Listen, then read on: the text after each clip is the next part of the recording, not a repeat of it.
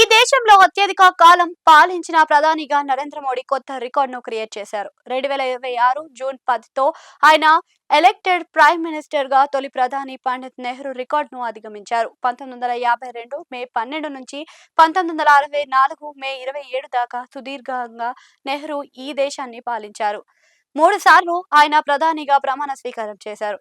ఆ విధంగా చూస్తే నెహ్రూ మొత్తం పనిచేసిన దినాలు 4398గా చరిత్రలో నమోదు అయి ఉంది. ఇక నరేంద్ర మోడీ విషయానికి వస్తే ఆయన 2014 మే 26న ప్రధానమంత్రిగా తొలిసారి ప్రమాణ స్వీకారం చేశారు. ఈ రోజుకి ఆయన కొనసాగుతూ ఉన్నారు. మోడీ కూడా 3 సార్లు ప్రధానిగా ప్రమాణ స్వీకారం చేశారు. జూన్ 10తో ఆయన ప్రధానిగా 4399 నెహ్రూ నెంబర్ని దాటేశారు అన్నమాట. ఇంకా మోడీ మరో 3 ఏళ్ల పాలన పూర్తి చేసుకోనున్నారు. అంటే 2029 ఎన్నికల నాటికి సుమారుగా మరో 1000 రోజులు ఆయన ప్రధానిగా ఉంటారు.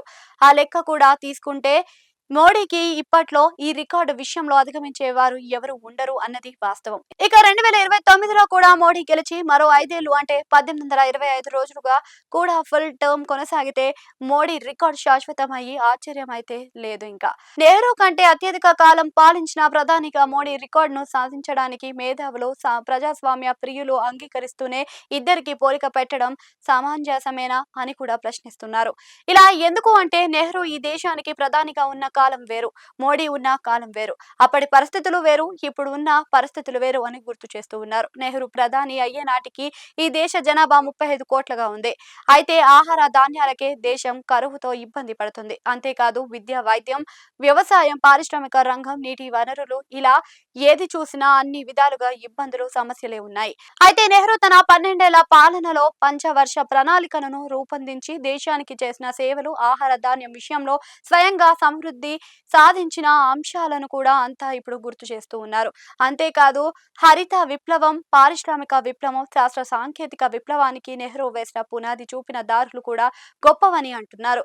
నెహ్రూని అంత ఆధునిక భారత నిర్మాతగా చెబుతున్నారు. ఆయన పాలనలో అన్ని రంగాలు పరుగులు తీశాయి. ముఖ్యంగా IIT, IIM, AIIMS, UGC, SCERT, CSIR, NPL, SCL, సైల్, bell, HL, LCN, NMDC, HMD, HMT ఇలాంటివి ఎన్నో వచ్చాయని గుర్తు చేస్తున్నారు.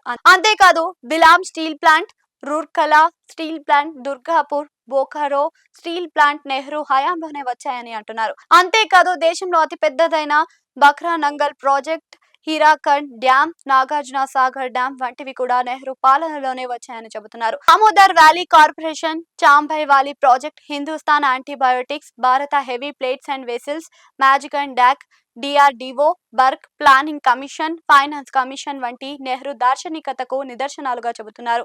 మరి 12 ఏళ్ల మోడీ పాలనలో కొత్తగా వచ్చిన పరిశ్రమలు ఎన్ని అని ప్రశ్నిస్తున్నారు. అంతేకాదు ఉన్న వాటిని ప్రైవేట్ చేస్తున్నారు అని కూడా మేధావులు విమర్శిస్తూ ఉన్నారు. పరిశ్రమలను ఆధునిక దేవాలయాలుగా నెహ్రూ పేర్కొంటే వాటిని ప్రైవేట్ పరం చేయడం ప్రస్తుతం జరుగుతుంది అని ఆక్షేపిస్తున్నారు. బాక్రా నంగల్ వంటి భారీ ప్రాజెక్టు ఒక్కటైనా మోడీ హయాంలో కట్టారా అని అడుగుతున్నారు.